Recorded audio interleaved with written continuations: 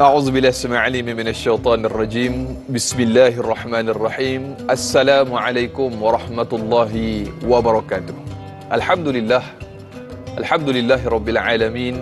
Wassalatu wassalamu ala asyrafil anbiya'i wal mursalin sayyidina wa maulana Muhammadin wa ala alihi wa sahbihi ajma'in. Subhanaka la ilma lana illa ma 'allamtana innaka antal alimul hakim. Allahumma salli ala sayyidina Muhammad wa ala alihi wa sahbihi wa man tabi'ahum bi ihsanin ila yaumiddin, amma ba'du. Apa khabar sidang penonton setia Tanyalah Ustaz? Biar tahu jangan keliru. Saya mengharapkan walau di mana jua anda semua berada, mudah-mudahan ibu-ibu, ayah-ayah bakal penghuni syurga Allah Subhanahu wa taala. Amin insya-Allah. Mudah-mudahan kita semua berada dalam keadaan sihat walafiat, dirahmati dan disayangi oleh Allah Subhanahu wa taala. Alhamdulillah, syukur kehadrat Allah Subhanahu wa taala. Para penonton, pada pagi ini Tanyalah Ustaz kembali bersiaran bagi edisi Khamis 15 September 2022 bersamaan dengan 18 Safar 1444 Hijri. Terima kasih ibu-ibu, ayah-ayah atas tontonan anda yang mungkin sedang bersiap-siap ke tempat kerja dan sebagainya. Hati-hati memandu dalam perjalanan.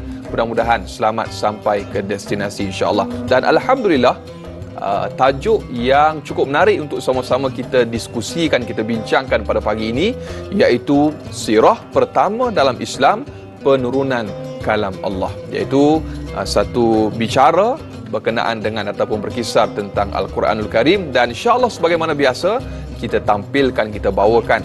Ada orang kata kembar saya, wallahu alam lah, nampak sama tapi lebih kurang lah insya-Allah, iaitu bintang ilmuwan Al-Fadil Ustaz Umar Aziz. Assalamualaikum Ustaz. Waalaikumsalam warahmatullahi wabarakatuh. Apa khabar Ustaz? Alhamdulillah Ustaz. Sihat. Selamat pulang ke tanah air Ustaz. Alhamdulillah, syukur. Setelah sebulan lebih mengerjakan haji Ustaz. Alhamdulillah. Insya-Allah mudah-mudahan makbul insya-Allah. Baik Ustaz.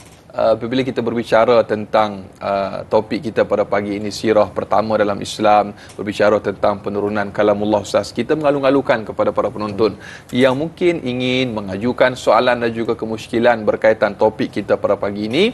Jalankan tanggungjawab anda, hantarkan soalan menerusi Facebook Tanyalah Ustaz TV3, atau paling mudah terus sahaja hubungi kami menerusi talian bebas tol 1800 88 1677. Dan saudara sedang penonton yang menonton menerusi FB Live, jangan lupa untuk tekan butang kongsi, jalankan tanggungjawab anda, sebar luaskan, mudah-mudahan bermanfaat insya-Allah. Dan Tanyalah Ustaz juga bersiaran serentak menerusi TV3 dan TV9. Di TV9 kita lanjutkan 30 minit siaran tambahan sehingga jam 8.30 pagi. Jadi terus dia menonton sehingga ke hujung rancangan insya-Allah. Dan saya pasti yakin dan percaya tadi Ibu ada berbicara dengan Ustaz, ada amalan-amalan yang akan dikongsikan oleh Fadil Ustaz pada hari ini insya-Allah. Tapi sebelum itu Ustaz, untuk mukadimah topik pada pagi ini, sirah iaitu pertama dalam Islam, penurunan kalamullah. Mungkin ada sesuatu yang ingin dikongsikan kepada para penonton. Falyatafaddal mashkur. Allahumma salli ala habibina Muhammad wa ala alihi wa sahbihi ajma'in. Terima kasih banyak-banyak da'i dan juga sahabat-sahabat yang sedang menonton di mana jua. Saya sentiasa doakan moga Allah Subhanahu wa taala pelihara, Allah Subhanahu wa taala limpahkan dengan rahmat, kasih sayang, dan Allah kurniakan kebahagiaan dan kebaikan buat semua yang sedang menonton. Amin amin ya rabbal alamin. Lalu Masya Allah, kita bersama dengan Al-Quran. Sebagai permulaan dan sebagai mukaddimah, tidak ada mukjizat yang lebih agung, yang kekal hingga ke hari ini sampai kepada kita lebih daripada kalamullah Al-Quran. Sesuatu yang dekat di hati, sesuatu yang perlu dibaca setiap hari, sesuatu yang perlu kita bawa dalam amalan dan juga dalam perbuatan harian kita. Dan untuk permulaan, marilah sama-sama kita buka Al-Quran ayat yang ke-57 daripada surah yang ke-10, surah Yunus, muka surat 215. Kita mulakan perbicaraan kita dengan Al-Quran dengan kita baca satu ayat daripada Al-Quran sama-sama, sebab setiap satu huruf 10 pahala. Bukan sedikit, setiap satu huruf 10 pahala. Tak ada orang yang sanggup bagi bonus sebanyak itu. Lalu ayatnya tak panjang, saya ulang sekali lagi, ayat yang ke-57 daripada surah yang ke-10, surah Yunus, muka surat yang ke-215. Saya harap sahabat-sahabat boleh ikut baca bersama.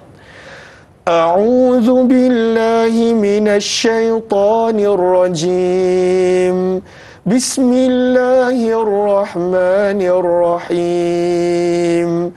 Ya ayyuhan nasu qad ja'atkum maw'izatun min rabbikum wa shifaa'un lima fis sudur wa hudan wa rahmatun lil mu'minin. Sadaqallahul azim. Apakah firman Allah kepada kita? Ya ayyuhan nas, wahai semua manusia yang sedang menonton ini, Allah sedang berbicara dengan saya dan setiap daripada kita.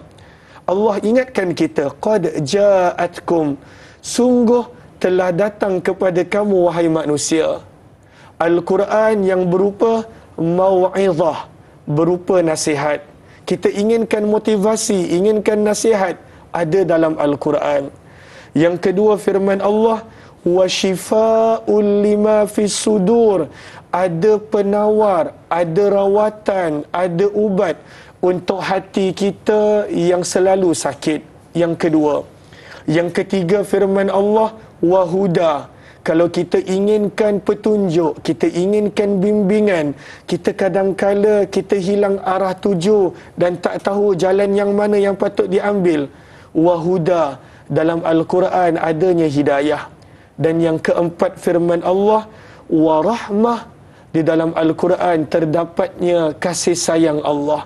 Sebab itu dalam Al-Quran lautan ayat yang menceritakan tentang kasih sayang Allah, tentang rahmat Allah, tentang betapa Allah inginkan kebaikan untuk kita.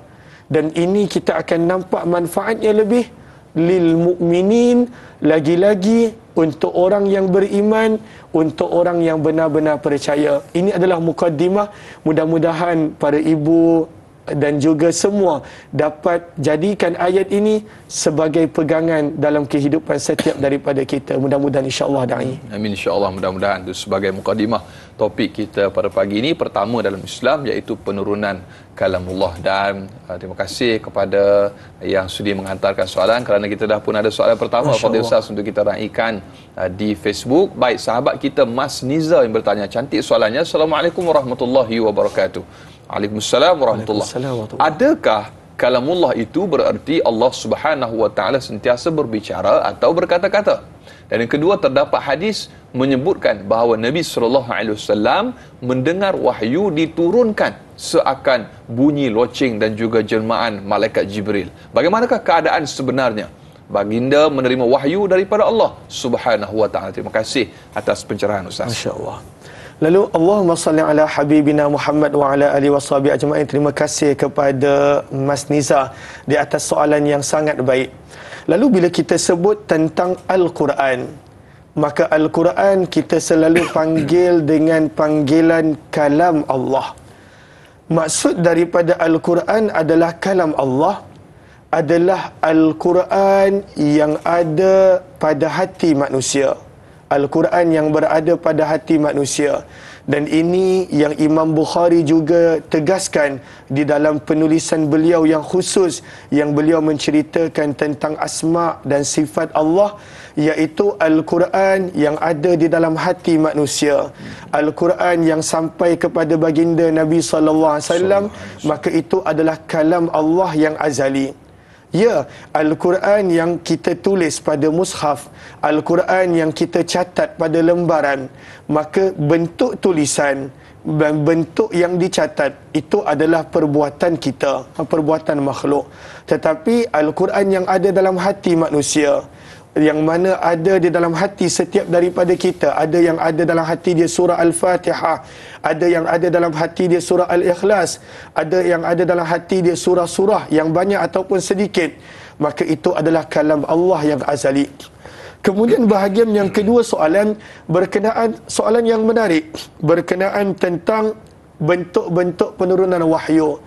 Imam Bukhari rahimahullahu taala pada awal kitab sahihnya membawa satu riwayat di mana baginda Nabi SAW pernah ditanya bagaimanakah wahyu turun. Masya Allah. Hadis tersebut, hadis riwayat Ummul Mukminin Aisyah. Ada seorang sahabat bertanya kepada Nabi SAW, bagaimanakah wahyu turun. Maka Nabi SAW terangkan, kadangkala malaikat datang kepada Nabi SAW dalam bentuk manusia. Lalu antara sahabat yang malaikat suka datang untuk bertemu dengan Nabi adalah Dihyah Al-Kalbi. Dihyah Al-Kalbi. Sahabat-sahabat boleh catat. Jibril dia suka datang berjumpa dengan Nabi dalam bentuk Dihyah Al-Kalbi. Dihyah Al-Kalbi seorang sahabat yang handsome, seorang sahabat yang kemas, seorang sahabat yang rupawan. Lalu Jibril kalau datang dalam bentuk manusia, kadangkala Jibril datang dalam bentuk Dihyah Al-Kalbi. Dan kalaulah Jibril datang kepada Nabi SAW bukan dalam bentuk manusia ataupun bentuk yang boleh kelihatan pada mata, maka pada waktu itu Nabi akan mendengar suara yang kuat. Suara yang kuat. Macam contoh, kalau telinga kita, ada beberapa orang yang sedang bercakap, yang sedang berbicara, kita boleh dengar semua suara tadi. Cuma kadang-kadang mungkin ada percakapan yang kita faham sebab mungkin jarak dia dekat, suara dia jelas. Ada percakapan yang mungkin kita tak faham tapi kita dengar. Tetapi bila Jibril datang kepada Nabi SAW, Nabi dah tak dengar suara yang lain kecuali Jibril. Nabi SAW dah tak dengar keadaan yang lain kecuali suara Jibril. Dan itu dalam bahasa Arab digambarkan sebagai misal salsalatil jaras. Salsalah maksudnya bunyi. Al-jaras adalah loceng. Lalu sebab itu kalau kita baca hadis, terjemahannya adalah umpama bunyi loceng. Tapi bukanlah maksudnya exactly bunyi loceng, tidak. Salsalatul jaras adalah majaz, adalah cara orang Arab nak menerangkan satu bunyi yang kuat. Satu bunyi yang kuat.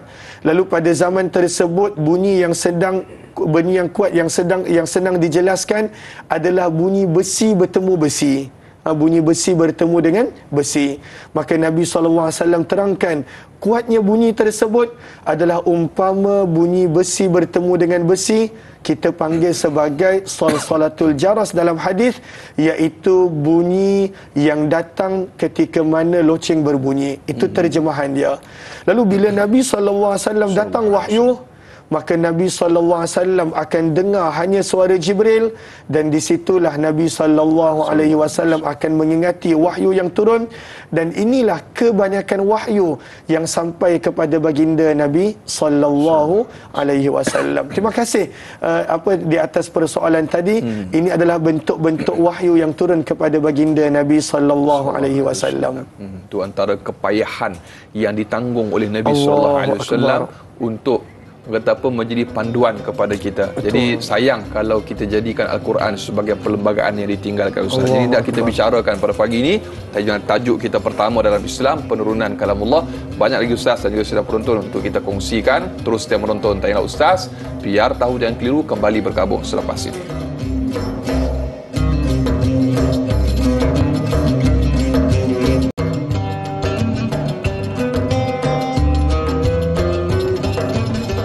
Alhamdulillah kembali bergabung dalam Tanya Ustaz, biar tahu jangan keliru. Para penonton, ibu-ibu, ayah-ayah bakal penghuni syurga Allah Subhanahu wa taala. Amin insya-Allah. Mudah-mudahan kita masih lagi bersama dengan Al-Fadhil Ustaz Umar Aziz. Dan Fadhil Ustaz, kita membicarakan pada pagi ini masih lagi topik sirah pertama dalam Islam, penurunan kalamullah. Dan tadi telah pun kita jawab sedikit soalan daripada sahabat penonton kita di Facebook.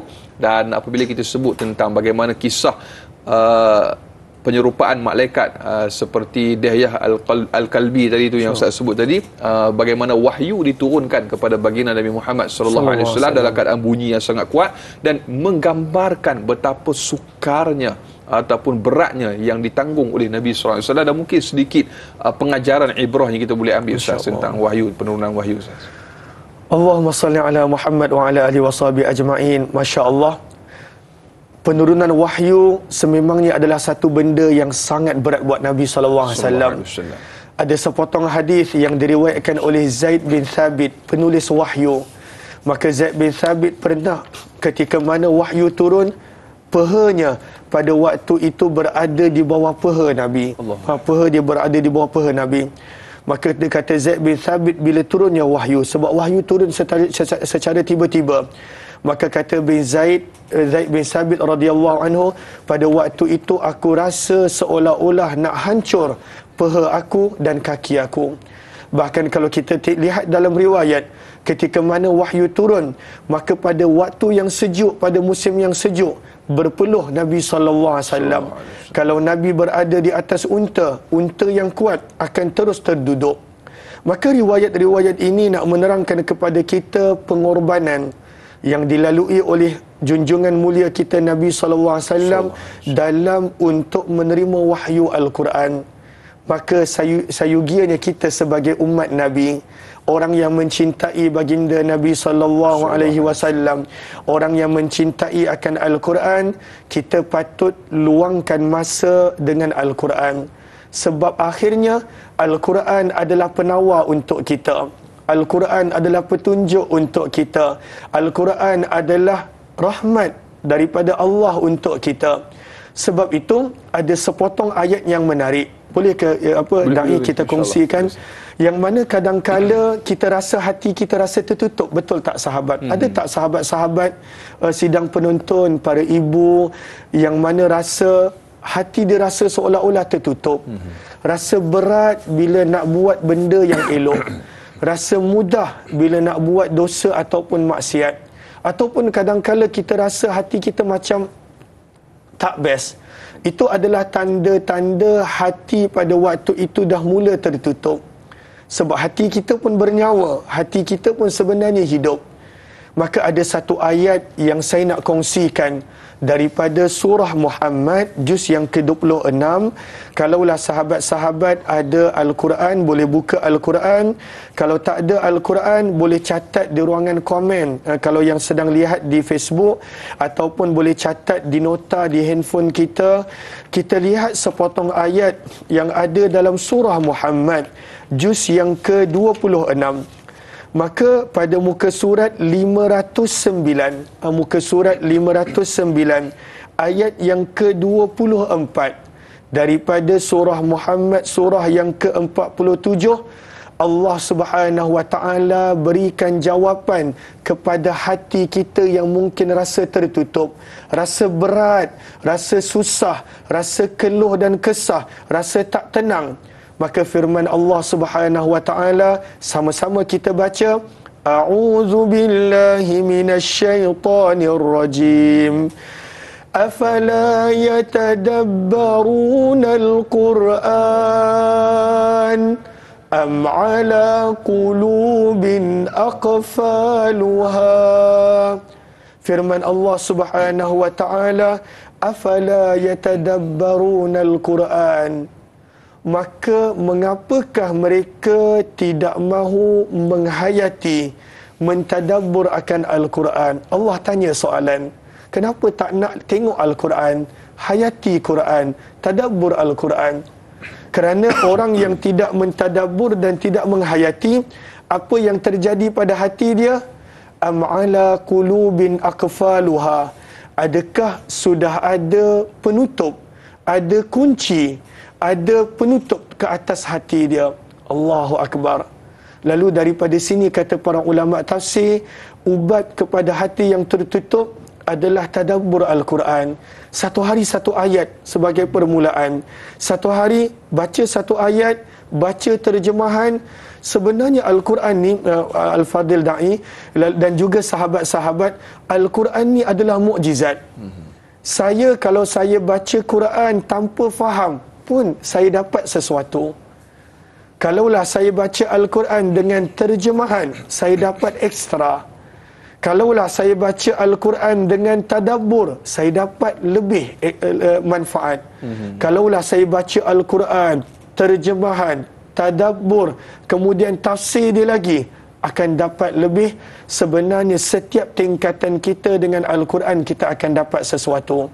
Jadikan ayat tadi pegangan kita setiap pagi, baca satu ayat daripada Al-Quran yang suci, mudah-mudahan menjadi penawar untuk setiap daripada kita pada hati. Amin amin ya rabbal alamin. InsyaAllah, mudah-mudahan Ustaz. Alhamdulillah, mudah-mudahan menjadi satu panduan kepada kita tentang betapa sukarnya ataupun beratnya wahyu yang diterima ditanggung oleh baginda Nabi sallallahu alaihi wasallam untuk kita umat yang dicintai. Fadil Ustaz, kita ingin raikan soalan daripada sahabat Facebook kita yang berikutnya. Muhammad Hafizi Hafiz bertanya. Baik, Assalamualaikum warahmatullahi wabarakatuh. Waalaikumsalam. Mengapakah surah Al-Alaq ataupun Iqra menjadi kalamullah yang pertama diturunkan, dan mengapakah surah Al-Fatihah diangkat menjadi Ummul Quran tetapi bukan surah yang pertama diturunkan, sedangkan ianya hanya surah pertama di dalam Al-Quran? Apakah hikmah di sebaliknya? Mohon pencerahan Ustaz. Terima kasih. Biar tahu, jangan keliru. Ini juga berkisah tentang penyusunan ataupun pembukuan Quran juga Ustaz. Letak surah yang pertama, yang terakhir dan sebagainya Ustaz.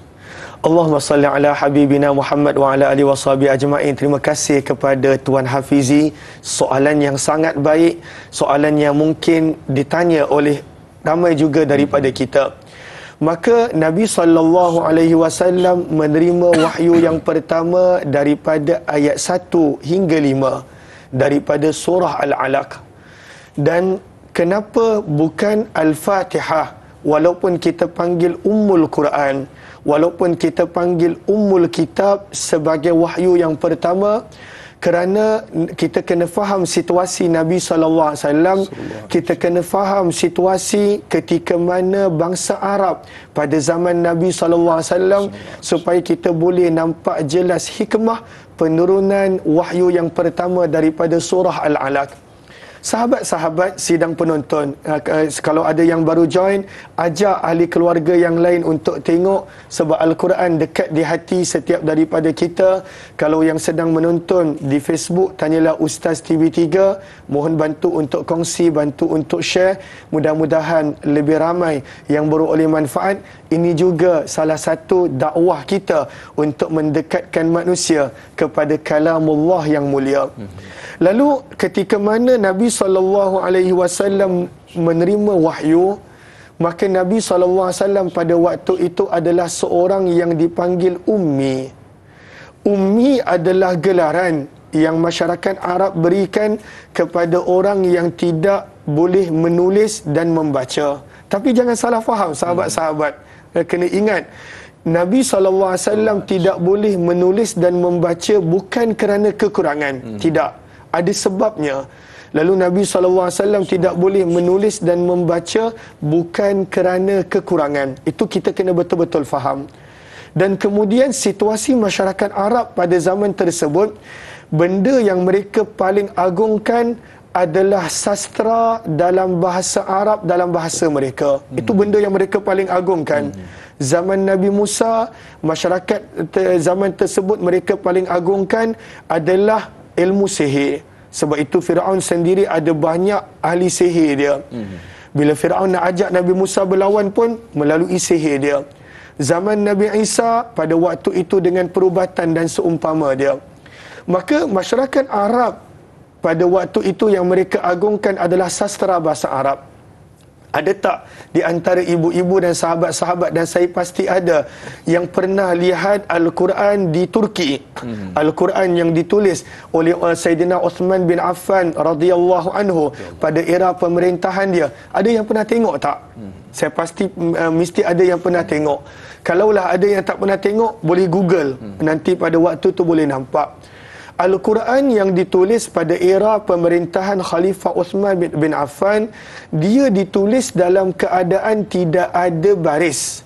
Kalau tak ada baris, da'i pun boleh baca. Sebab da'i belajar nahwu saraf. Dan saya pasti ramai di antara ibu-ibu yang memang minat bahasa Arab boleh baca walaupun tak ada baris. Kena i'rab tu. Betul, boleh i'rab sekali. Masya Allah, saya pasti ramai yang hebat. Tapi dahsyatnya Al-Quran yang ditulis pada zaman era pemerintahan Khalifah Uthman bin Affan, dia titik pun tak ada. Allah. Macam mana nak baca Ustaz? Macam mana nak baca kalau kita yang ada titik, ada baris, ada warna pun kadang-kadang kita tak luangkan masa untuk baca. Wakaf dan ibtidak. Betul, ada wakaf dan ibtidak. Quran saya ni, saya memang suka Quran ni ada warna dan sebagainya, memudahkan. Okey, anak saya pun suka Quran yang begini. Terima kasih kepada yang melakukan kerja bekerja pada Al-Quran. Masya Allah, semakin hari semakin banyak revolusi dalam Al-Quran, benda yang baik, memudahkan kita, memudahkan, Masya Allah. Tak ada titik Ustaz tadi, tak ada titik Al-Quran yang ada pada zaman Khalifah Uthman bin Affan. Allahu Akbar. Dan sahabat-sahabat dan juga da'i, Al-Quran yang ditulis pada Khalifah Uthman bin Affan itu berpuluh tahun selepas kewafatan Nabi. Maksudnya dah berlalu berpuluh tahun. Kenapa tak ada titik? Sebab orang Arab zaman tu dia boleh baca tanpa titik. Dia punya sastra dia sangat hebat. Dia boleh tahu yang ini bukan huruf ba, sebaliknya ta. Ini bukan jim, sebaliknya ha. Dia tengok dia boleh tahu. Maka Al-Quran diturunkan kepada Nabi SAW sebagai mukjizat yang paling besar, kerana masyarakat Arab pada waktu itu mereka bangga dengan sastra mereka. Maka Al-Quran datang sebagai sastra yang paling tinggi, dan mereka pada waktu itu berasa lemah ilmu yang mereka ada. Maka diturunkan wahyu yang pertama, Iqra. Pentingnya akan ilmu, mulakan dengan bacaan. Tapi da'i dan juga sahabat-sahabat, manusia ni kebanyakan dia, bukan sahabat-sahabat, kebanyakannya bila ada ilmu datangnya sombong. Ya, insya-Allah. Bila ada ilmu datangnya sombong. Kenapa jadi sombong tu Ustaz? Kita akan bicarakan tentang ini Ustaz. Betul. Faktor kesombongan tu ada sebab Ustaz. Insya-Allah kita akan kongsikan selepas ini. Jadi para penonton jangan ke mana-mana, terus setia menonton. Tanyalah Ustaz, biar tahu, jangan keliru, kembali selepas ini.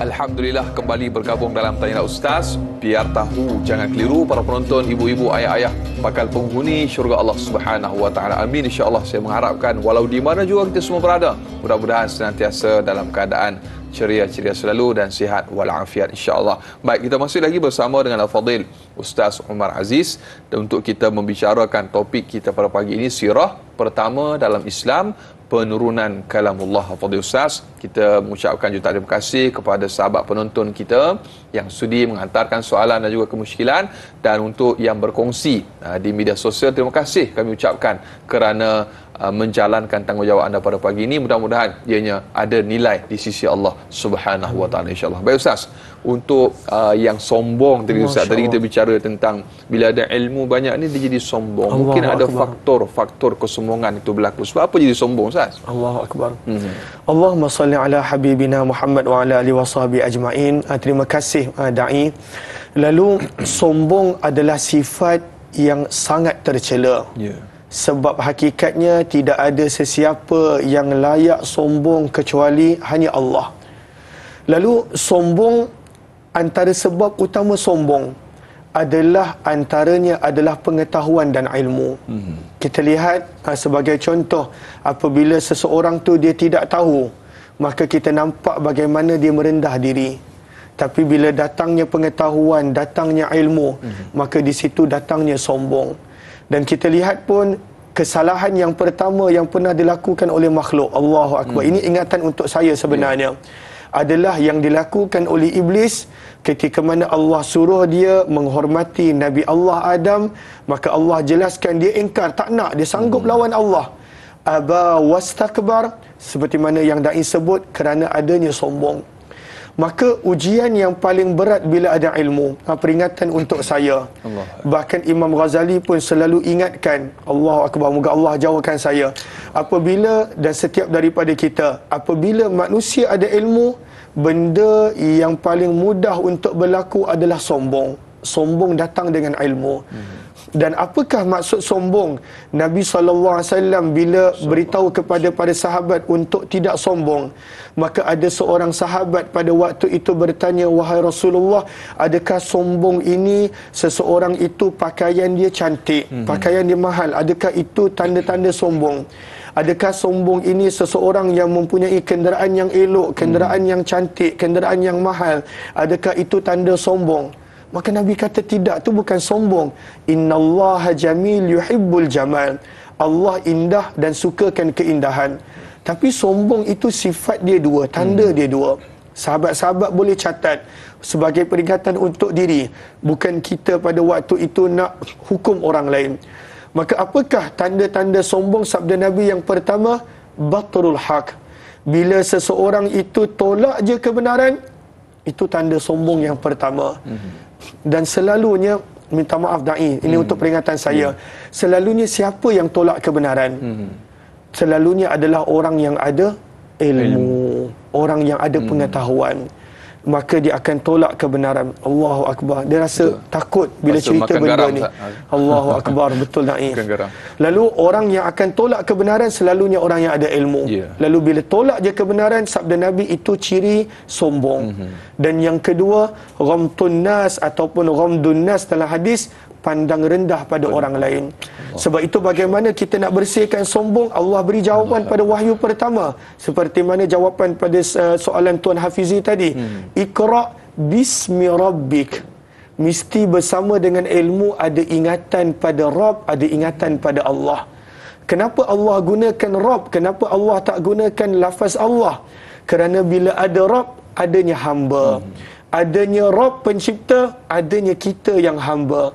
Lalu Allah ingatkan, Iqra, pentingnya ilmu, belajar ilmu, mesti tuntut ilmu. Tapi menuntut ilmu dalam keadaan apa? Bismi rabbik, kena ingat Allah. Bismi rabbik, kena sedar yang kita hamba. Bismi rabbik, hati jangan kosong daripada ingat Allah. Kerana akhirnya, allazi khalaq, kita Allah yang ciptakan. Dan asal kita pun bukan benda yang elok. Khalaqal insana min 'alaq, Allah ciptakan kita daripada darah. Itu asal kita. Dan daripada sinilah kita belajar dalam keadaan kita menuntut ilmu. Pentingnya pada waktu itu kita semaikan pada kita ingatan pada Allah, terutamanya dalam zaman kita da'i. Ini ingatan untuk saya sahabat-sahabat. Pentingnya dengan ilmu adanya adab. Dengan ilmu adanya adab, adanya akhlak, adanya pada waktu itu practicality daripada ilmu yang belajar. Mudah-mudahan insya-Allah. Allahu akbar, insya-Allah, tabarakallah. Bila dengar Ustaz sebut tu, masya-Allah, menjadi satu orang kata pencerahan kepada kita dapat sama-sama amalkan insya-Allah. Dan Fadil Ustaz berikutnya, soalan yang berkisar tentang terapi peluk ni Ustaz. Ni ada soalan daripada sahabat kita Siti Nurbayah. Assalamualaikum warahmatullahi wabarakatuh. Waalaikumsalam warahmatullahi. Apakah sebab dan hikmah cara penyampaian kalamullah yang pertama melalui malaikat Jibril kepada baginda Nabi Muhammad SAW dengan cara memeluk baginda sebanyak 3 kali dan tetap menyuruh membaca kalamullah itu sehingga baginda akhirnya membacanya setelah disuruh melafazkan kalam pertama yang diturunkan untuk Nabi Muhammad SAW. Hikmah peluk Ustaz, insya-Allah. Allahumma salli ala habibina Muhammad wa ala alihi washabihi ajma'in. Terima kasih kepada dai dan juga terima kasih banyak-banyak kepada Siti Nurbayah di atas soalan yang baik. Lalu kita kena faham situasi Nabi. Nabi SAW dah berada di Gua Hira semenjak usia baginda lebih kurang 37 tahun. 3 tahun sebelum wahyu turun. 3 tahun sebelum wahyu turun, Nabi dah mula mengasingkan diri daripada manusia. Itu juga sebagai satu pengajaran yang pertama yang kita boleh dapat, iaitu ada waktu yang kita perlu ada me time, kita perlu ada waktu muhasabah diri. Bukanlah maksudnya duduk dekat gunung dan sebagainya, tidak.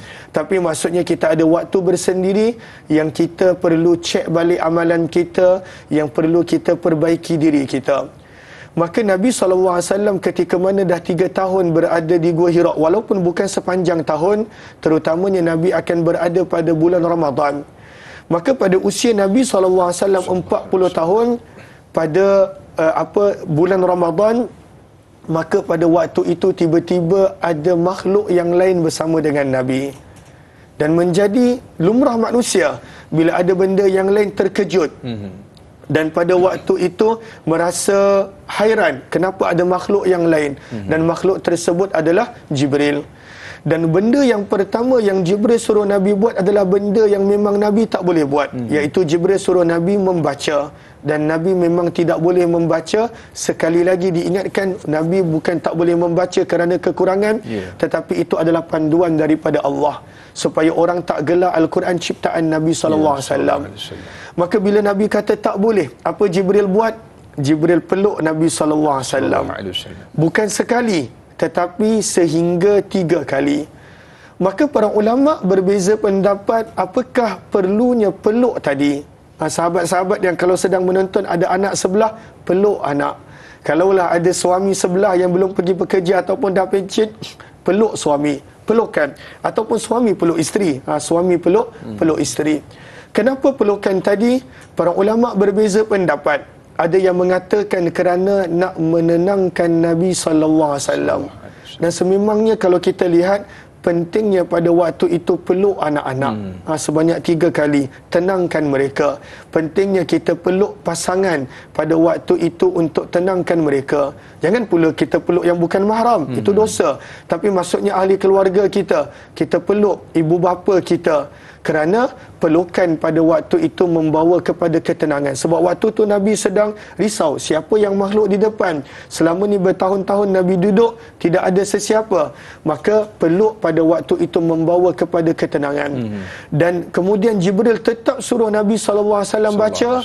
Daripada sini kita nampak bahawa kadangkala untuk datangnya keyakinan, perlu pada waktu itu diberikan kepercayaan berkali-kali. Kali pertama Jibril kata Iqra, maka Nabi bersabda lastu ana biqari, ana biqari, aku tak boleh membaca. Kali kedua, kali ketiga, dan akhirnya Jibril baca dan Nabi SAW ikut. Sebenarnya ada pengajaran untuk kita bahawa kadangkala bila kita beri satu tanggungjawab, satu task kepada anak kita, kepada seseorang, kita nakkan result pada kali pertama terus. Kita patut berikan kepercayaan kepada mereka berkali-kali, kerana tidak ada manusia yang lahir sempurna. Namun pengajaran yang paling besar, kita patut peluk keluarga kita, anak-anak kita terutamanya, pasangan kita, kerana daripada itu akan datangnya ketenangan buat mereka dan juga untuk kita. Kerana akhirnya apakah tujuan keluarga? Firman Allah dalam surah Ar-Rum, litaskunu ilaiha. Dia sebenarnya nak mendatangkan sakinah, nak mendatangkan ketenangan. Dan ketenangan datang apabila kita peluk dan kita tunjukkan kasih sayang tersebut. Mudah-mudahan kita dapat amalkan, insya-Allah. Allahu Akbar. Dengan peluk juga dia adalah salah satu manifestasi sense of appreciation. Betul. Bahasa orang putih kata gitulah. Satu orang kata apa, bukti kita menghargai kepada seseorang. Jadi kalau anak kita ditolong dan sebagainya, kita dah bagi peluang, ucap terima kasih dengan cara memeluk dia, Ustaz. Di terapi peluk saya sebut tadi, masya-Allah, tabarakallah. Mudah-mudahan kita dapat sama-sama amalkan. Dan Fadil Ustaz, berikutnya kita ada Sahziatul Sidik di Facebook untuk soalan yang berikutnya. Assalamualaikum warahmatullahi wabarakatuh. Waalaikumsalam warahmatullahi wabarakatuh. Mengapakah penurunan kalamullah dibawa oleh Jibril alaihissalam kepada baginda Rasulullah sallallahu alaihi wasallam secara berperingkat? Surah Al-Alaq hanya ayat 1 hingga 5 sahaja. Apakah hikmahnya dan berapa lamakah tempoh penurunan untuk ayat yang ke-6 sehingga ayat yang ke-19 pula? Mohon perkongsian ilmu. Terima kasih Ustaz. Allahumma salli ala habibina Muhammad wa ala alihi wa sahbihi ajma'in. Terima kasih Sahziatul Sidik di atas soalan yang sangat baik. Maka Allahumma salli ala Sayyidina Muhammad berkenaan tentang Jibril, bahagian pertama soalan. Maka Al-Quran sebutkan pada banyak tempat, antaranya pada muka surat 375. Muka surat 375 ayat 192 sehingga ayat 195. Sahabat-sahabat boleh catat, nanti boleh tengok kemudian, ataupun kalau yang ada Al-Quran boleh buka Al-Quran terus. Maka muka surat 375 ayat 192 hingga 195 daripada surah Asy-Syu'ara, surah yang ke-26. Firman Allah Subhanahu wa taala, wa innahu latanzilu rabbil alamin. Dan sesungguhnya Al-Quran datangnya daripada Allah, Tuhan semesta alam. Al-Quran daripada Allah. Tetapi wasitahnya siapa? Perantaraannya siapa? Nazala bihi ruhul amin. Jibril Al-Amin yang pada waktu itu membawa kepada baginda Nabi sallallahu alaihi wasallam. Lalu apa yang baginda kena buat dengan Al-Quran? Ala qalbika litakuna minal munzirin. Nabi sallallahu alaihi wasallam kena beri peringatan kepada manusia dengan Al-Quran yang baginda terima. Al-Quran ini dalam bahasa apa? bilisanin Arabiyyim mubin. Ianya adalah dalam bahasa Arab.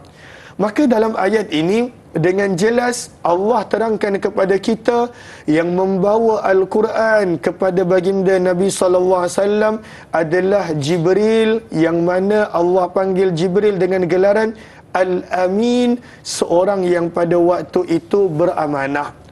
Maka daripada sini juga kita belajar pentingnya sifat amanah untuk dalam diri kita bila diberikan tanggungjawab. Maka kenapa Jibril? Kata para ulama, kerana Jibril adalah Raisul Malaikah, ketua para malaikat. Maka Jibril pada waktu itu telah bawa kepada baginda Nabi SAW secara berperingkat. Kenapa secara berperingkat? Sebab Al-Quran bukan seperti kitab-kitab yang terdahulu. Kitab-kitab yang terdahulu diturunkan sekaligus. Saya nak tanya kepada sahabat-sahabat. Lalu sahabat-sahabat yang berada di depan TV boleh jawab walaupun saya tak dengar. Sahabat-sahabat yang berada di Facebook boleh contohnya catat di ruangan komen walaupun saya tak sempat nak baca sekarang. Maka mana yang lebih berkesan? Saya nak tanya, mana yang lebih berkesan? Kalaulah contoh saya bercakap dalam tempoh 1 jam setengah ni, daripada pukul 7 sampai 8.30 saya bercakap je sekaligus dengan konsep yang kita buat. Tanyalah ustaz, ada orang tanya satu bahagian saya jawab, bahagian yang kedua saya jawab, bahagian yang ketiga saya jawab. Mana yang lebih berkesan sebenarnya? Bercakap terus sekaligus ataupun pada waktu itu berpecah-pecah mengikut waktu dan kesesuaian? Kalau da'i pun sendiri yang mesti kedua, Ustaz, yang kedua betul da'i. Dan saya pasti walaupun saya tak sempat baca ruangan komen ataupun saya tak nampak sahabat-sahabat yang sedang menonton di TV, maka sebenarnya cara kedua lebih berkesan. Betul. Maka Al-Quran dia bukan seperti kitab yang terdahulu untuk tempoh yang tertentu. Al-Quran dia sampai akhir zaman. Sebab itu Al-Quran bila kita baca terjemahan kita dapat sesuatu, dan kalaulah kita tambah sababun nuzul pun kita dapat sesuatu. Dan untuk itu insya-Allah daripada sini kita nampak kenapa Al-Quran itu diturunkan peringkat demi peringkat. Masya-Allah, tu hikmah penurunan Al-Quran secara berperingkat. Yang kedua tu Ustaz Masya-Allah, tabarakallah. Baik, banyak lagi akan kita kongsikan. Jadi kita akan berjeda seketika, terus setia menonton Tanyalah Ustaz, biar tahu jangan keliru. Kembali selepas ini.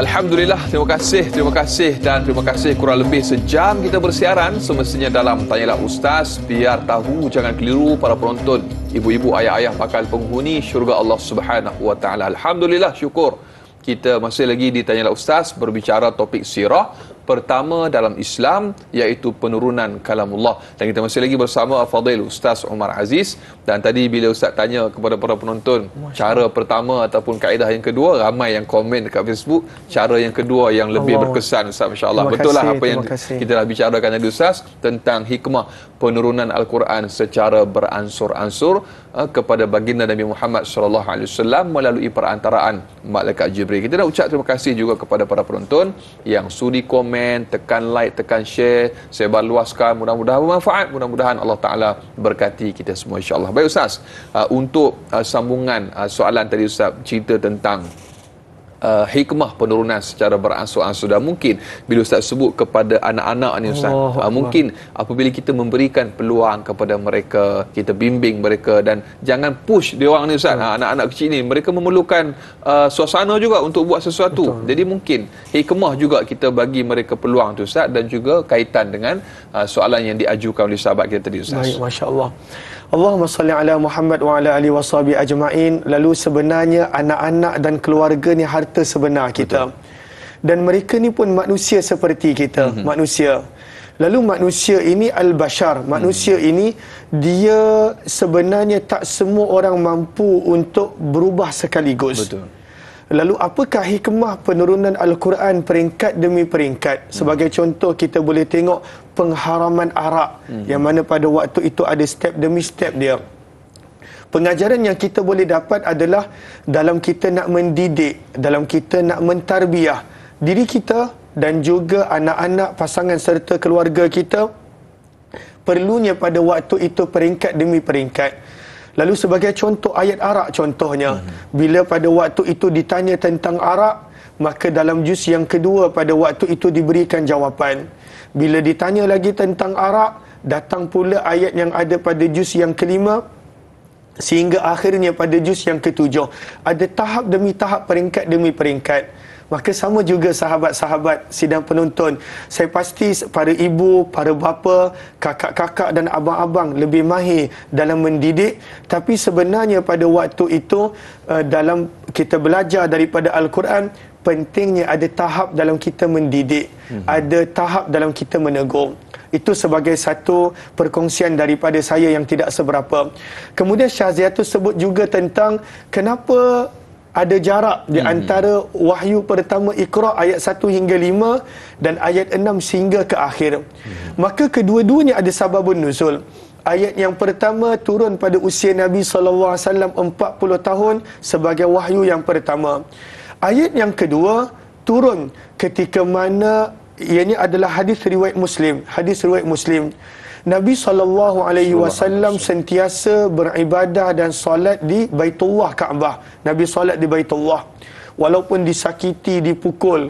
Sehingga kan satu kali Abu Jahal pada waktu itu, ataupun nama asalnya Amr bin Hisham, dia nampak Nabi SAW sedang solat.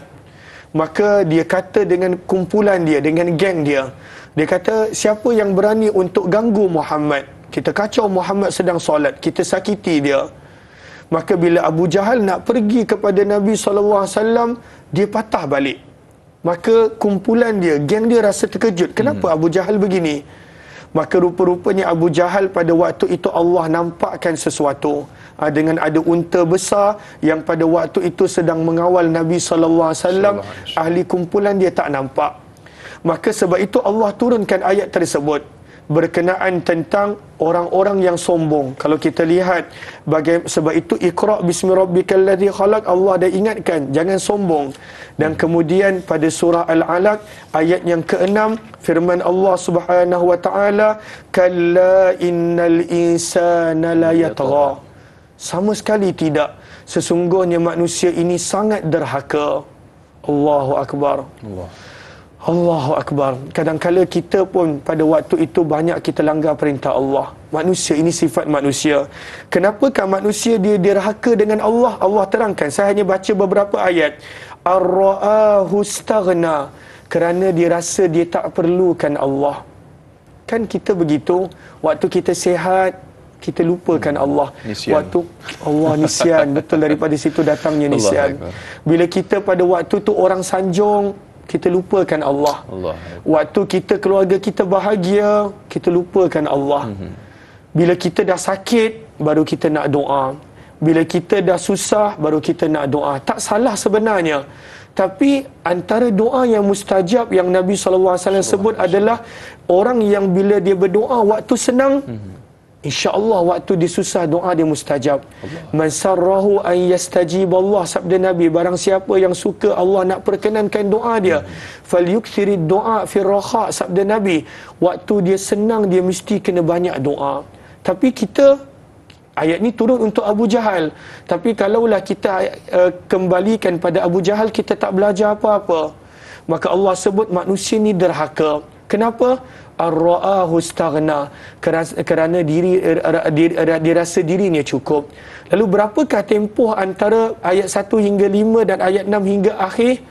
Kata para ulama, tidak ada waktu yang jelas, cuma kemungkinan selepas Nabi SAW dah berdakwah secara terbuka.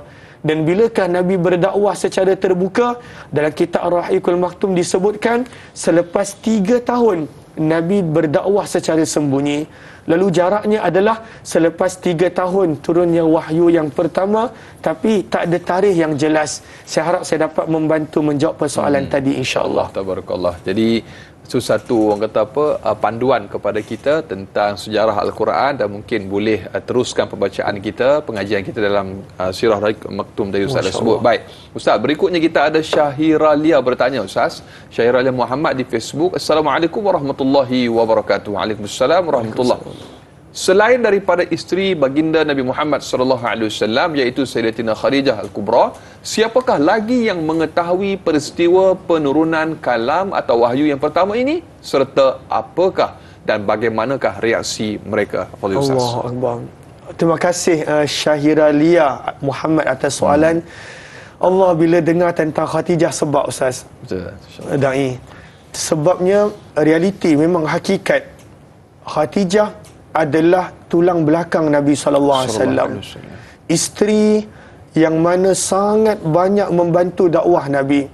Banyak peristiwa. Saya ambil dua sahaja. Lalu baru saya akan jawab soalan. Sebab saya nak kita menghargai pasangan kita, isteri menghargai suami, suami menghargai isteri, anak menghargai ibu bapa. Tidak ada keluarga yang sempurna. Setiap keluarga ada ujian, saya pasti. Lalu Allahumma salli ala Muhammad, Nabi SAW bayangkan bila terima wahyu yang pertama dan juga wahyu yang kedua. Dalam riwayat digambarkan Nabi SAW balik dalam keadaan menggeletar. Menggeletar Nabi SAW balik. Maka pada waktu itu apa yang Khadijah buat? Dia pujuk Nabi SAW. Wallahi la tukhzikallahu abada. Demi Allah, Allah takkan sia-siakan kamu wahai Muhammad. Kata-kata Khadijah tu bila kita dengar, menusuk kalbu. Dan Masya Allah, saya pasti banyak ibu-ibu yang sedang menonton ini, kebanyakannya adalah seperti Khadijah. Bila suami balik kerja, pada waktu itu tenangkan suami, sediakan minuman untuk suami banyak, dan begitu. Moga Allah balas dengan balasan yang baik seperti mana Allah balas kepada Khadijah. Maka Khadijah ini waktu Nabi balik, dia tak ada kata, wahai Muhammad, kenapa pergi duduk kat bukit? Kan dah kata jangan duduk kat bukit, contoh. Belitir tak ada. Tapi pada waktu itu dia pujuk Nabi SAW. Dia selimutkan Nabi SAW. Bukan sekadar pada waktu itu, dia bawa Nabi jumpa dengan pakcik dia ataupun sepupu dia. Ada dua pendapat, Waraqah bin Naufal. Maka itu adalah Khadijah pada keadaan yang pertama. Dan keadaan yang kedua, Khadijah ni jutawan istilahnya. Sangat-sangat kaya. Dan asalnya dia adalah orang yang upah Nabi untuk berniaga. Tapi ketika mana Nabi kena kurung dekat lembah Abu Talib selama 3 tahun, dia habiskan semua harta dia untuk Nabi SAW. Khadijah binti Khuwailid. Maka daripada sini sahabat-sahabat, sebenarnya di atas kejayaan setiap daripada kita, ada isteri kat rumah ataupun isteri menjadi tulang belakang, ada anak-anak yang menyokong, ada keluarga yang bersama yang pada waktu itu membantu kita. Khadijah luar biasa. Lalu bila kita ingatkan Khadijah, sedekahkan Al-Fatihah untuk beliau ataupun ayat Al-Quran untuk beliau, sebab beliau sangat membantu Nabi SAW. Dan Nabi waktu dihidup, Nabi tak pernah berkahwin dengan sesiapa. Waktu Khadijah hidup, Nabi tak pernah berkahwin dengan sesiapa. Bahkan bila dah meninggal dunia, Nabi masih ingat Khadijah radhiyallahu anha, sehingga Aisyah berkata, aku tidak pernah merasa cemburu dengan mana-mana isteri Nabi kecuali pada Khadijah, kerana pada waktu itu waktu yang Nabi berikan untuk Khadijah. Lalu berkenaan tentang jawapan tadi, kita akan berikan jawapan selepas ini insya-Allah. Dan terima kasih kepada sahabat yang dah menonton di TV3. Saya sangat-sangat hargai. Kita akan tonton di mana Da'i selepas sambungan ni? Selepas ni 30 minit Ustaz di TV9. Dan pastinya mungkin ada amalan-amalan lain yang Ustaz akan kongsikan selepas ni Ustaz, insya-Allah. Jadi kita akan tamat di TV3, kita akan sambung lanjutan 30 minit siaran tambahan di TV9. Terus yang menonton Taira Ustaz, biar tahu jangan keliru.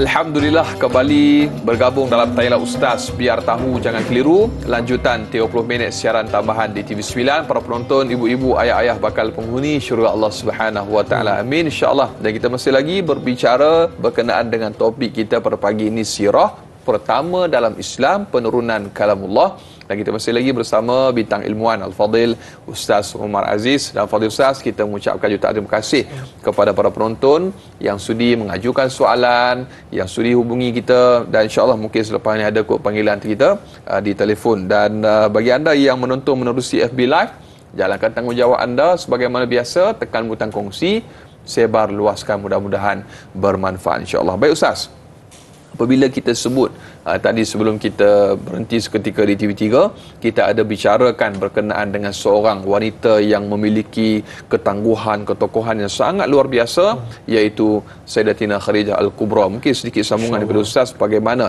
di sebalik hebatnya seorang lelaki adanya wanita yang sangat luar biasa Ustaz.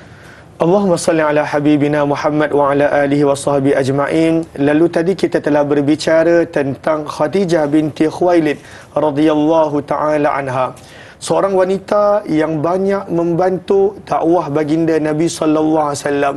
Dan saya pasti ramai ibu-ibu yang sedang menonton adalah mereka juga yang ada semangat dakwah yang tinggi, ada pada waktu itu keinginan yang tinggi untuk membantu agama seperti Khadijah binti Khuwailid.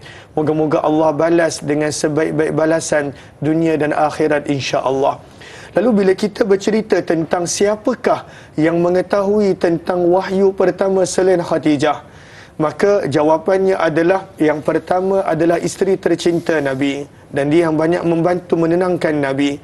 Selain daripada itu adalah bapa saudara ataupun sepupu Nabi yang bernama Waraqah bin Naufal, dan dia adalah orang yang banyak menenangkan Nabi SAW bahawa inilah Jibril yang sama pernah datang kepada Nabi Musa dan juga nabi-nabi yang terdahulu, dan dia maklumkan kepada Nabi SAW apa yang bakal Nabi SAW lalui, dan Nabi SAW semakin nampak apa yang patut baginda Nabi SAW lakukan.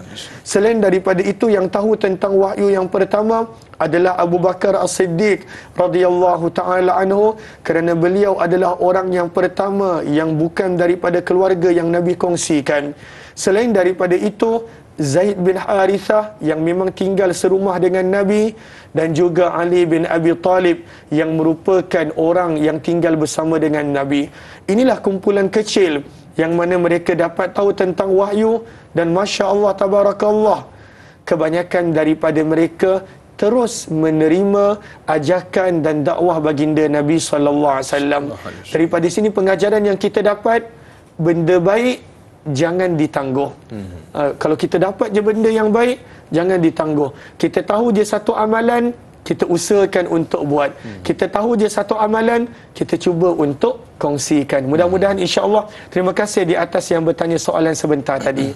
Insya-Allah tabarakallah. Jadi di sini pentingnya Ustaz, bila kita sebut, mungkin sebab penonton ingin tahu suasana ataupun bi'ah yang soleh dalam rumah tangga misalnya. Orang kata apa, support system yang hebat daripada isteri, daripada anak. Kadang-kadang masa kita gembira ni ialah semua janji bulan bintang kan. Tapi kadang bila kita susah bersama, senang bersama, bila susah bersama itulah satu perkara yang sebenarnya sukar untuk sama-sama kita laksanakan Ustaz. Mungkin sedikit panduan daripada Ustaz. Allahumma salli ala Muhammad wa ala alihi wasallam. Terima kasih banyak dai. Lalu kalau kita tengok daripada rumah tangga Nabi SAW, bagaimana kalau kita lihat Ummahatul Mukminin, mereka bukanlah hidup senang. Betul. Khadijah adalah yang kaya, Zainab binti Jahash adalah yang kaya radhiyallahu taala anhum. Tapi kebanyakan Ummahatul Mukminin hidup mereka sangat-sangat sederhana. Bagaimana Nabi SAW kontrol rumah tangga baginda, maka antara benda yang kita boleh belajar daripada Nabi SAW, kata Imam Ibn Hajar Al-Asqalani rahimahullah, adalah cara komunikasi Nabi SAW dengan keluarga. Maka Imam Ibn Hajar pada waktu itu bawakan 3 hadis yang berbeza berkenaan tentang berapa kali Nabi pernah berkomunikasi dengan Ummahatul Mukminin, isteri baginda, yang kita pun boleh lakukan, sama ada kalau kita kat rumah secara berhadapan ataupun tidak secara panggilan. Dan ini Nabi SAW buat setiap hari. Apakah waktu yang pertama? Waktu yang pertama adalah setelah selesai solat subuh dan juga amalan Nabi sampai matahari terbit. Maka dalam riwayat Nabi SAW jumpa setiap Ummahatul Mukminin seorang demi seorang. Nabi SAW dengar apa yang mereka nak cakapkan. Lalu Nabi SAW dengar, mereka kongsikan, mereka sharekan. Sebab sebenarnya yang menjadi beban bukan kehidupan. Sebab manusia ni Allah tak pernah uji di luar daripada kemampuan.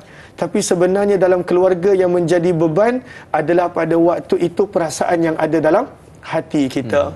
Dan yang kedua, waktu Nabi akan jumpa setiap isteri adalah ketika mana Nabi SAW selepas solat asar, setiap isteri Nabi jumpa, dan kali ini pun Nabi mendengar.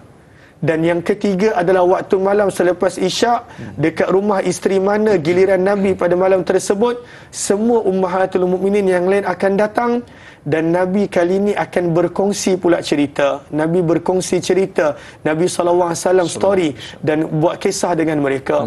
Lalu 3 kali sehari, kita berapa kali kita dengan keluarga kita? 3 kali sehari, 2 kali mendengar, dan 1 kali yang Nabi SAW berkongsi. Sebab itu, antara rahsia untuk beroleh keluarga bahagia adalah pada waktu itu adanya komunikasi yang baik. Dan saya nak kongsikan satu doa yang mana kita boleh amalkan, yang mana doa ini Nabi SAW panggil doa yang mencukupkan segala keperluan dan permintaan dunia dan akhirat. Apakah doanya? Doanya adalah hadis riwayat Muslim, yang mana doanya berbunyi, sahabat-sahabat ikut boleh, walaupun saya dengan da'i tak dengar, kita bukan dua hala, tapi saya harap sangat sahabat-sahabat boleh ikut. Apakah doa dia? Sama-sama sahabat ikut. Kalau ada yang hafal, boleh tulis di ruangan komen ataupun tulis dan sharekan dekat grup-grup WhatsApp kita. Apakah doa dia? Allahumma ghafirli. Allahumma ghafirli. Terima kasih da'i. Warhamni. Warhamni. Wa'afini. Wa'afini. Warzuqni. Warzuqni. Kita baca terjemahannya. Allahumma ghafirli. Allahumma ghafirli. Ya Allah. Ya Allah. Ampunilah daku. Ampunilah daku. Warhamni. Warhamni. Kasihilah daku. Kasihilah daku. Ataupun sayangilah daku. Wa'afini. Wa'afini. Kurniakan afiah, kesejahteraan kepadaku. Kurniakanlah kesejahteraan kepadaku. Warzuqni. Warzuqni. Dan kurniakanlah rezeki kepadaku. Dan kurniakanlah rezeki kepadaku. Dalam hadis riwayat Tariq Al-Ashja'i dan juga riwayat Sa'ad bin Abi Waqqas, Nabi SAW setiap kali bila ada orang masuk Islam, Nabi ajar doa ni. Dan Nabi SAW setiap kali bila ada orang minta Nabi, wahai Rasulullah ajar aku doa, Nabi akan ajar doa ni. Bahkan dalam riwayat Sa'ad bin Abi Waqqas, bila ada orang kata, wahai Rasulullah, apakah doa yang patut aku baca untuk diri aku? Nabi akan ajar doa ini. Dan dalam riwayat Nabi SAW isyaratkan dengan 4 jari baginda, sabda Nabi, fa inna haula'il kalimat, sesungguhnya 4 kalimah ini, kita minta pengampunan, kita minta Allah sayang, kita minta afiah, kesejahteraan, kita minta rezeki. Sabda Nabi, tajma'u laka dunyaka wa akhirata, mengumpulkan segala permintaan dan kemudahan dunia dan akhirat kamu.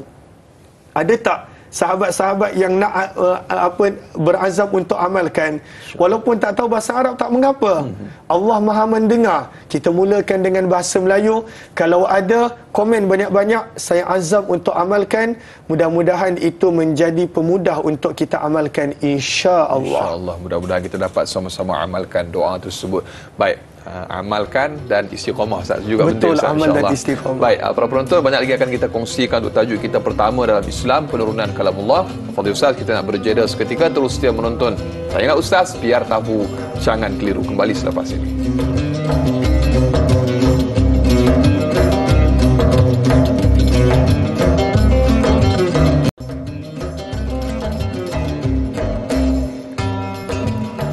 Saudara sedang penonton, jadikanlah Al-Quran itu sebagai surat cintamu sepanjang masa.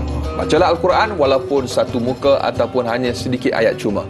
Pada setiap hari, kerana Al-Quran yang dibaca akan memberikan petunjuk kepada kita ke jalan yang lurus. Amin, insya-Allah. Mudah-mudahan saudara sedang penonton bakal penghuni syurga Allah Subhanahu wa taala. Kita masih lagi bersama dengan Al-Fadhil Ustaz Umar Aziz. Di minit-minit akhir Ustaz, kita masih lagi berbicara topik sirah pertama dalam Islam, penurunan kalamullah. Dan para penonton, yang mengajukan soalan dan juga kemusykilan. Terima kasih sekali lagi kita ucapkan, dan yang terus setia menonton sehinggalah ke hujung rancangan. Terima kasih. Mudah-mudahan tontonan kita pada hari ini, majlis kita diberkati oleh Allah Subhanahu wa taala insya-Allah. Fadil Ustaz, kita ingin raikan lagi soalan menerusi sahabat Facebook kita. Kita ada Kak Ju Zabidi bertanya. Baik, soalannya. Assalamualaikum warahmatullahi wabarakatuh. Waalaikumsalam warahmatullahi. Yang pertama soalannya, mengapakah Al-Quran begitu istimewa dan mengapa baginda Rasulullah sallallahu alaihi wasallam menjadi nabi dan rasul terakhir menerima mukjizat berupa kalamullah daripada Allah Subhanahu wa taala? Dan yang kedua, adakah dengan membaca dan menghafal Al-Quran kelak Al-Quran boleh menjadi peguam bela atau pemberi syafaat ketika kita berada di alam barzakh dan juga ketika di padang mahsyar? Mohon pencerahan Ustaz untuk dua soalan. Okey, Allahumma salli ala habibina Muhammad wa ala alihi wa sahbihi ajma'in. Terima kasih kepada Kak Jo. Ahlan. Betul seperti mana yang dai sebut, saya sebenarnya sangat menghargai sahabat-sahabat yang menonton daripada awal pagi. Saya doakan moga Allah kurniakan keberkatan, kebahagiaan, kenikmatan. Allah kurniakan afiah dan kesejahteraan dan kesihatan kepada semua yang menonton daripada awal pagi. Mudah-mudahan amin ya rabbal alamin. Berkenaan tentang soalan tadi, kenapa Al-Quran istimewa?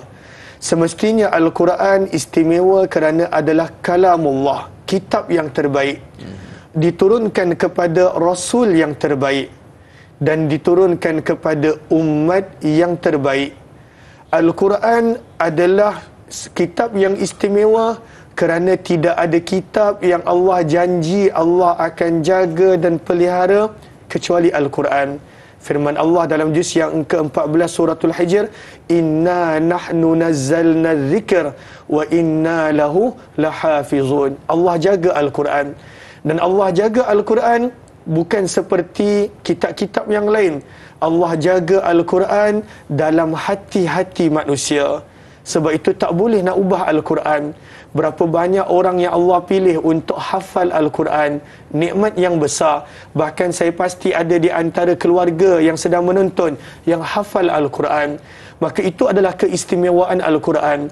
Al-Quran adalah istimewa sebab berapa banyak waktu pun kita beri kepada Al-Quran, walaupun kita tak faham, kita tetap beroleh sesuatu, kita tetap beroleh ketenangan, ganjaran dan pahala. Dan kemudian bahagian kedua soalan adalah tentang adakah Al-Quran menjadi peguam bela? Benar sahabat-sahabat. Saya tak pasti ada ke tidak di antara sahabat-sahabat yang pernah masuk ke mahkamah. Cuba bayangkan, saya, kalaulah saya perlu berada di mahkamah dan saya perlu menjawab pertanyaan daripada hakim dan juga pendakwa raya, dan saya tak ada peguam, apa keadaan dia? Automatik sebelum berjuang, automatik dah dijatuhkan salah mungkin. Kalah sebelum berjuang. Kalah sebelum berjuang. Orang yang ada peguam terbaik pun belum tentu dia boleh menang dalam kes dia. Dan kita akan ada pada waktu dia, bayangkan situasi di padang mahsyar, Allah Subhanahu wa taala akan panggil setiap daripada kita seorang-seorang Allah. Laisa bainahu wa bainallahi tarjuman. Tak ada orang lain, kita dan Allah. Dan Allah tanya kita dalam keadaan Allah tahu segala keadaan kita. Tak ada apa-apa yang sembunyi. Bukan seperti hakim mahkamah dunia yang dia mungkin tak tahu apa yang kita cuba sembunyikan. Allah tahu segala-galanya. Dan bayangkan pada waktu itu kalau kita ada peguam yang berkata dengan Allah, ya Allah, tak boleh tanya dia soalan. Bayangkan betapa gembiranya, betapa tenangnya. Berapa yang kita sanggup bayar untuk peguam supaya Allah tak tanya kita soalan. Al-Quran sebut mungkin kita sanggup bagi dunia sepenuh emas sekalipun. Tapi Allah tak minta perkara tersebut. Sebab itu dalam hadis riwayat Muslim, sabda Nabi SAW, Iqra'ul Quran, bacalah Al-Quran. Kenapa kena baca Al-Quran? Fa innahu ya'ti yawmal qiyamati syafi'an li ashabih. Kerana Al-Quran akan menjadi peguam kita. Bila Allah nak tanya soalan kepada kita, Al-Quran kata, ya Allah, dia baca aku, ya Allah, tak boleh tanya soalan. Bagaimana keadaan kita kalau ada peguam begitu? Dan ada lagi dua peguam yang lain dalam hadis Nabi sebut. Dalam hadis riwayat Mustad Ahmad, puasa juga akan menjadi peguam. Maka tahniah kepada sahabat-sahabat yang banyak berpuasa pada hari Khamis dan hari-hari agung dalam Islam. Dan yang ketiga, silaturrahim. Hubungan keluarga yang baik juga adalah peguam untuk kita. Maka sahabat-sahabat, marilah kita jaga tiga ini. Jaga Al-Quran, jaga puasa dan juga jaga hubungan keluarga. Inilah peguam kita yang bakal membantu kita di dunia, membantu kita di alam barzah, yang paling penting di hadapan Allah kelak, mudah-mudahan insya-Allah. Allahu akbar, insya-Allah, tabarakallah. Mudah-mudahan terjawab soalan sahabat kita bertanya ingin membina hubungan dengan Allah Subhanahu wa taala, namanya solat. Membina hubungan dengan Nabi sallallahu alaihi wasallam namanya solawat, dan membina hubungan dengan sesama manusia namanya silaturrahim. Jadi tiga hubungan yang perlu sama-sama kita perkemaskan, kita jaga sungguh-sungguh. Mudah-mudahan ianya menjadi satu asbab untuk kita memperoleh kebaikan daripada Allah Subhanahu wa taala, insya-Allah. Jadi ilmu ni nanti saya minta izin untuk share juga. Boleh Ustaz, insya-Allah. Itu juga kalam daripada guru saya Ustaz, saya kongsikan untuk para penonton. Baik. Jadi telah panjang lebar kita kongsikan Ustaz, mungkin sebagai satu panduan juga. Kadang-kadang bila datangnya rasa malas dalam nak membaca Quran ni, dia ada hari dia juga Ustaz. Bila datang hari malas dunia ni Ustaz, dah tak boleh tolong dah. Jadi mungkin ada tips ataupun nasihat daripada Ustaz untuk saya lah, terutamanya dan juga para penonton. Sahabat-sahabat yang saya kasihi dan Allah muliakan, lalu antara cara untuk kita istiqamah dengan Al-Quran, bahkan untuk setiap benda, yang pertama adalah doa. Sebab kita adalah hamba Allah yang pada waktu itu memegang akan keadaan kita. Maka yang pertama doa. Maka antara doa untuk kita istiqamah, ada doa pendek yang saya nak sharekan. Nanti sahabat-sahabat boleh ikut. Apakah doa dia? Allahumma ihdini wasaddidni. Ya Allah, berilah petunjuk kepadaku, dan istiqamahkanlah aku. Dan itu doa yang sangat penting. Doa minta hidayah dan petunjuk. Lalu kita kena jaga doa ini. Selain daripada banyak lagi doa yang lain, ya muqallibal qulub, banyak sahabat yang hafal. Rabbana la tuzigh qulubana, banyak. Dan yang kedua, selepas kita dah doa, mesti ada ikhtiar. Sebab dunia adalah darul asbab. Doa dan ikhtiar. Maka apakah ikhtiar untuk kita istiqamah dengan baca Al-Quran? Kita mesti kena setkan masa khusus untuk Al-Quran. Dia tak jadi kalaulah kita kata ada waktu lapang baru nak baca. Sebab orang yang lapang macam mana sekalipun waktu dia tak jumpa waktu lapang. Kita kalau contohnya sembang kosong pun tak cukup waktu. Nak sembang kosong, nak bercakap kosong pun tak cukup waktu. Maka sebenarnya kita perlu setkan waktu. Dan apakah waktu yang terbaik untuk baca Al-Quran? Sebenarnya saya pasti ibu-ibu banyak yang bangun awal, sediakan keluarga. Maka waktu yang terbaik untuk baca Al-Quran, dalam juz yang ke-15 Allah sebut, Inna Qur'anal Fajar. Bacaan Al-Quran pada waktu sebelum fajar, kana mashhuda, para malaikat hadir bacaan tersebut. Maka bacaan yang paling baik adalah sebelum fajar kalau kita mampu. Kita mulakan jangan banyak, jangan mula sekali 2 jam. Takut nanti sekejap je. Kita mulakan, bermula daripada 5 minit kita baca Quran satu muka. Kemudian daripada satu muka, satu ayat kita tadabbur. Sebab tadabbur tu penting, kerana tadabbur akan membantu hati. Tadabbur akan pada waktu itu menjadikan kita dapat memperbaiki diri. Lalu sebab itu kita baca sebelum subuh kalau kita mampu, dan kemudian satu ayat kita jadikan sebagai tadabbur. Macam mana nak tadabbur? Kita ambil terjemahan dan kita lihat apakah mesej dan pengajaran yang kita boleh ambil daripada terjemahan tersebut. Harap dapat membantu insya-Allah. Amin, insya-Allah. Mudah-mudahan banyak amalan doa Ustaz kongsi hari ini, masya-Allah. Jadi rugilah siapa yang tak menonton untuk siaran tayang Ustaz kita pada pagi ini, dan kita mintalah jasa baik sebagaimana Ustaz sebut tadi, jangan lupa untuk tulis pada ruangan komen atau membuat nota, sebar luaskan insya-Allah. Dan Ustaz sudah tak sedar kita telah pun sampai ke penghujung rancangan untuk program kita tayang Ustaz pada pagi ini. Mungkin sebagai 3 pelantikan ataupun 3 perkara penting sebagai kesimpulan pada hari ini untuk tajuk kita Ustaz. Baik. Allahumma salli ala Muhammad wa ala ali washabi ajma'in. Sahabat-sahabat, saya pasti ilmu yang dikongsikan adalah banyak. Bukan oleh saya, oleh para asatidzah yang lain juga. Maka betul kata Al-Fadil Da'i, ada perlu tindakan yang perlu kita buat. Yang pertama tadi, adalah pentingnya kita setkan masa kita dengan Al-Quran, walaupun tak banyak, bermula 5 minit mengikut kesesuaian kita. Itu yang pertama, setkan masa kita dengan Al-Quran. Yang kedua, kita jadikan keluarga kita dapat membaca Al-Quran. Dapat membaca Al-Quran paling kurang. Kalau ada yang belum, jangan malu. Sebab tidak ada pernah terlambat selagi mana ada usia terkandung di badan, selagi mana ada hayat. Maka yang kedua, kita mula menambah baik akan pembacaan Al-Quran kita. Dan tidak ada yang sempurna. Saya pasti bacaan saya pun ada kekurangan, ada kesilapan, dan pada waktu itu ada ruang untuk penambahbaikan. Itu yang kedua, kita tambah baik bacaan Al-Quran kita. Dan yang ketiga, sahabat-sahabat, Al-Quran bukan sekadar untuk dibaca, maka jadikanlah ada waktu yang kita boleh tadabbur Al-Quran. Apakah maksud tadabbur? Saya ulang, kita baca terjemahan, lihat apa mesej daripada ayat tersebut, dan juga apakah ibrah, tadakkur, pengajaran yang kita boleh ambil daripada ayat tersebut. Dan kalau boleh, kita sharekan, kerana ilmu tanpa dikongsi dan diamalkan, ilmu tersebut akan menjadikan kita lupa sahabat-sahabat. Terima kasih kepada semua. Saya sangat hargai waktu yang sahabat berikan untuk mendengar. Di mana jua ada silap, saya mohon ampun dan maaf, kerana sempurna datang daripada Allah. Apa yang baik pasti daripada Allah. Allahu Akbar, insya-Allah, tabarakallah. Fadhil Ustaz, saudara-saudara penonton, Sayyidina Abu Hurairah pernah berkata, rumah yang hidup dengan amalan membaca Al-Quran, maka ahli rumah itu akan bertambah ramai. Dipenuhi dengan kebaikan dan rahmat daripada Allah. Para malaikat akan turun ke dalam rumah itu dan syaitan akan lari meninggalkan rumah tersebut. Itu kata-kata daripada Sayyidina Abu Hurairah radhiyallahu taala anhu. Dan Fadil Ustaz, kita minta Ustaz tutup dengan sedikit doa. Mudah-mudahan Allah Subhanahu wa taala memberkati kita, insya-Allah. Amin amin rabbal alamin. Insya-Allah sahabat-sahabat, saya akan tutupkan dengan sepotong doa yang ada dalam Musnad Ahmad. Sabda Nabi SAW, barang siapa yang baca doa ini dengan istiqamah, nescaya Allah akan hilangkan segala kerungsingan, keresahan dan kesedihan yang ada pada hatinya.